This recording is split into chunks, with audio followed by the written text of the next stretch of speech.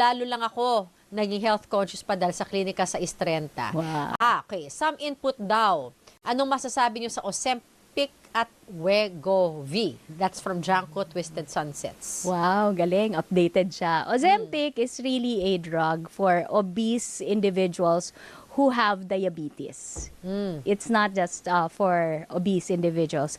Wegovy is similar to Ozempic, only it has a higher dose. It's at 2.4 milligrams. Ozempic comes in 1 milligram. And in other countries, it's 2 milligrams, up to 2 milligrams. Wegovy is 2.4. So, Wegovy is really the one for obese individuals kahit walang diabetes. Pero dapat, hindi yan over-the-counter, no? It's not over the counter. You have to consult your doctors because merong iba't ibang parameters na minomonitor while you are on this injectable once a week drug. And there's another upcoming drug. It's called tirzepatide. The weight loss is really almost equivalent to those who undergo bariatric surgery.